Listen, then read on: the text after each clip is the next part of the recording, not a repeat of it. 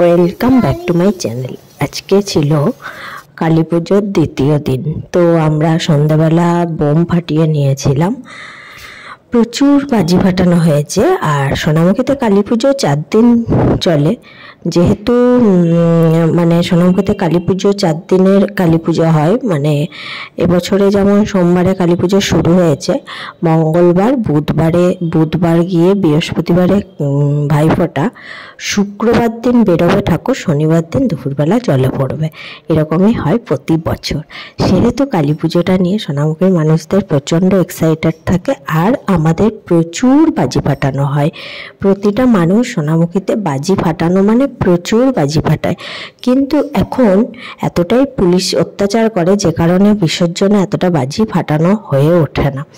তো যাই হোক, চিনি এবছরে ভালোই বাজি ফাটিয়েছে, একটু বড় হয়েছে বলে। মামা এবারে প্রচুর বাজি এনেছে, চিনির মামা। তো তারপরে দ্বিতীয় দিনে আমরা বাড়ি থেকে সবাই বেড়াতে বেরিয়ে গেছি। দেখেছো দুটো বাচ্চা কিভাবে দৌড়াচ্ছে। এটা হচ্ছে একটা আমার দাদার মেয়ে, একটা হচ্ছে আমার মেয়ে। তো যাই হোক, দাদা, বৌমনি, ছোটো মা, সবাই আমরা বেরিয়েছিলাম দুটো বাচ্চাকে। আমাদের বাড়ির সামনে একটা কালী হয়, ওখানে না প্রসাদ দিচ্ছিল, খই মুরগি দিচ্ছিল আর বাতাসা দিচ্ছিল। তো ওখানে আমরা সব প্রসাদ নিয়ে বেরিয়ে পড়েছিলাম। দেখেছো দুটো বাচ্চা কিভাবে হাত ধরে ধরে চলছে। রাস্তায় নাকি ওরা নাকি একা একা হাত ধরে ধরে চলবে।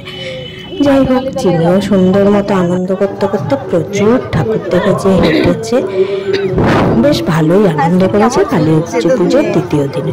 আর আমি তো সোমবার দিন কালীর উপোস করেছিলাম।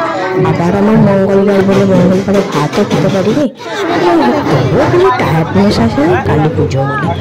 তো প্রচুর আনন্দ করেছি। দেখেছো কি সুন্দর প্যান্ডেল করেছে, সুন্দর প্যান্ডেলটা করেছে। এটা ছিল নবমোত্থম কালীটাও খুব সুন্দর।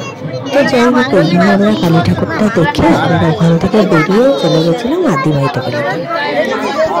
আর এই পুজোটা না, প্যান্ডেলটা যেহেতু একটু মৌমাছি আর ফুল মালকি এসব ছিল বলে বাচ্চাগুলো খুব আনন্দও পেয়েছে।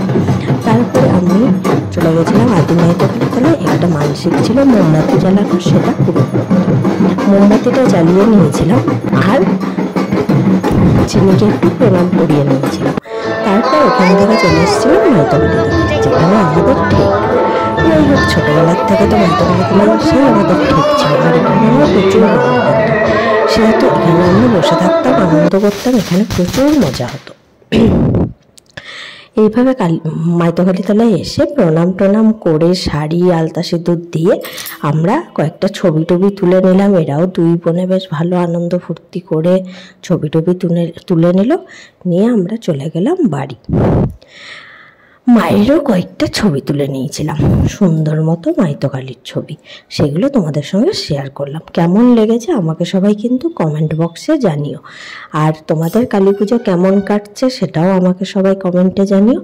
চলো, আমার ব্লগটা যদি ভালো লেগে থাকে প্লিজ একটা লাইক কমেন্ট করে দিও, আর বেল আইকনটা অন করে একটা সাবস্ক্রাইব করে দিও, যাতে নেক্সট ভিডিও তোমরা সবার আগে পেয়ে যাও। চলো, দুটো বাচ্চার জন্য একটা লাইক প্লিজ তোমাদের কাছে রিকোয়েস্ট করছি। টাটা, সবাইকে শুভ দীপাবলি। চলো, সবাই ভালো থেকো, সুস্থ থেকো, ভালো করে কালী পুজো কাটিও। টাটা।